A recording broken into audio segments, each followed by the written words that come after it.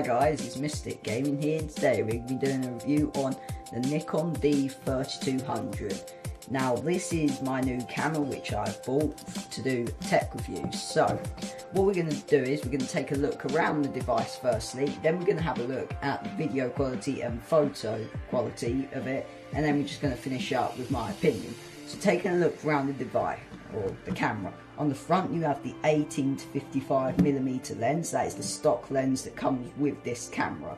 You can move it by pressing this little button here. Once when you're pressing that, you can then turn it to take off the camera. Now this camera is actually a really small camera, and here is the lens, the 18 to 55mm lens. So there's the 18 to 55mm lens. That's where it goes onto the camera, and that's, yeah, of course, the other side of it. Now there is manual focus on this camera, as you can probably, or as you know.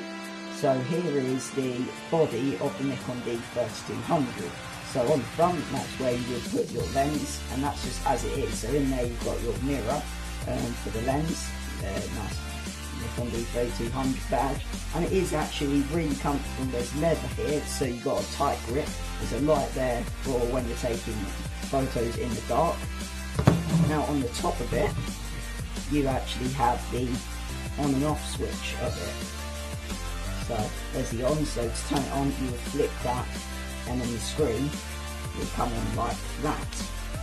So also here you have a information button, so once when you're in to the filming part of it, you have the option to have information on the screen, so like microphone levels, recording time, and just general stuff like that. Here you have a recording button as normal stuff as like you would do to record.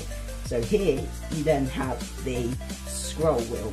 Now I'm quite new to this camera, so I'm not sure what most of these do. I'm just doing an overview of this camera. So most of these are for photography. This is a photography camera, but it has video built in. Although on this camera there is a 20-minute recording limit time on it. But over here you do have MASP. Now M is for manual, A is for automatic, and I'm not sure what S or P stands for. On guide, that's where you can actually go through the camera in the guide menu. So turning on the device, we're in guide mode at the moment, so we're just going to go into manual for now. And then here is the home screen, so you'll just have all the stuff that you've got on at the moment. So my iOS is at 100 for now. Not sure what it did there. So you have your iOS, that's how bright the camera actually is, like the pictures, how bright you actually want it to be. I'm not sure why the screen keeps coming up. I'm going to put the lens on the camera. Bear with me while I do that. Okay, there you are. Might actually do. Right, so here is the iOS, is how bright you actually want your pictures to actually be. There you have, at the top you have just your quality. There is autofocus or manual. There is how wide you want the picture to be, and just general stuff like that. And that's basically it for this screen. Now here you have a playback button, you have a menu button, a zoom in button, a zoom out button, and a information button. Here you have the LV button, the live view button up there. I'm not really sure what that button does. You then have a scroll for the menu, so an OK button for the menu.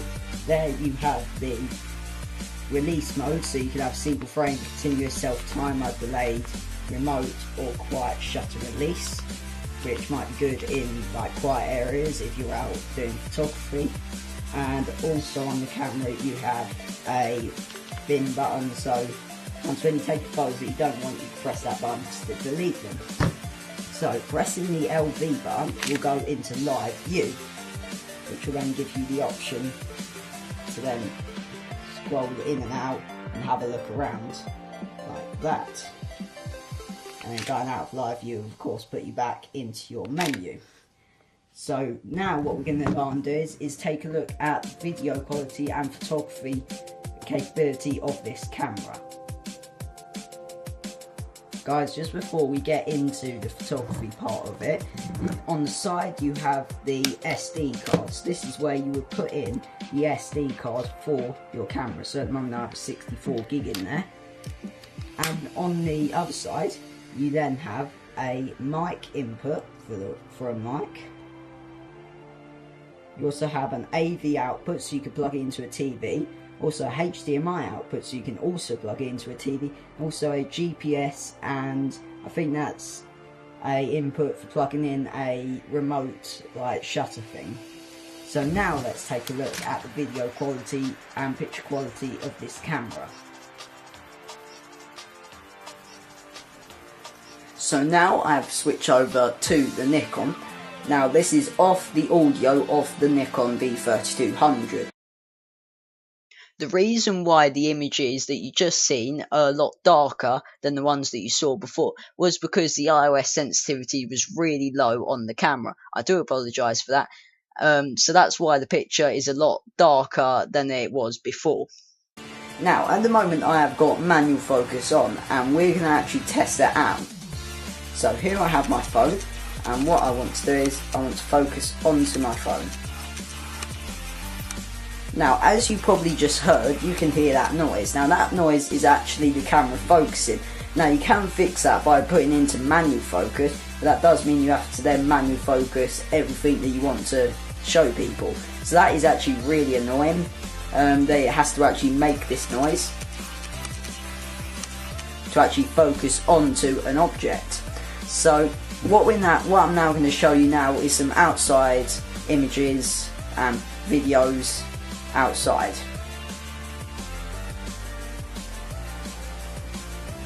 So now I'm outside using some moving video quality of this camera. Now in my opinion this actually looks really good for a picture camera for video. So now I'm going to show you some pictures that I took earlier.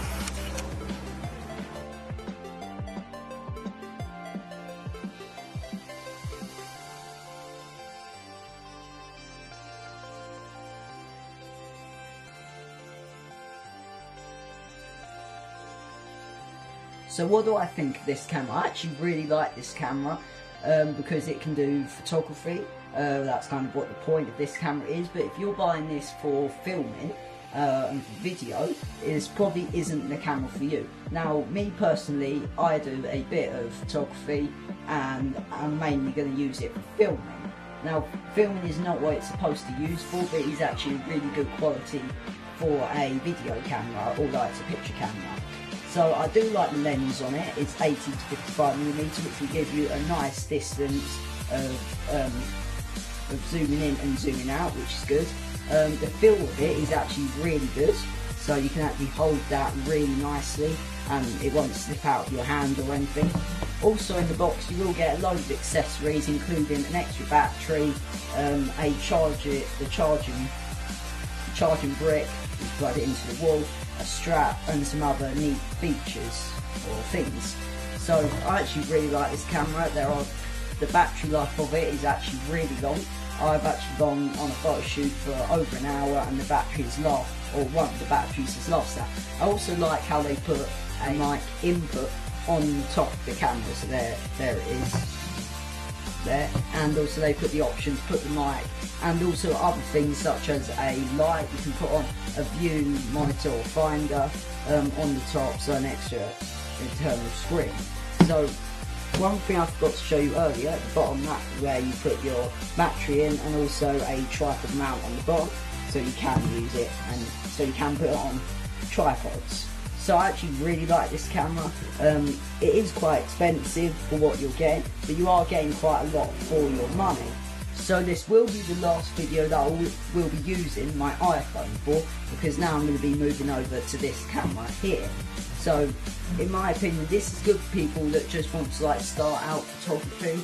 I've done a review on some iPhone lens kits, so if you don't spend money on a camera you can spend it on some lenses for your iPhone to check if you want to try out photography. This is good for people that want to do photography, professional photographers, and also people that in my opinion, just want to like film and get a good quality like film camera, although you can buy other like video cameras which are actually meant for video, but because I want to do a bit of both, this camera is basically perfect. So guys, you've enjoyed this review on the Nikon D3200, then don't forget to give me a like, comment and subscribe, and guys, I'll see you next time.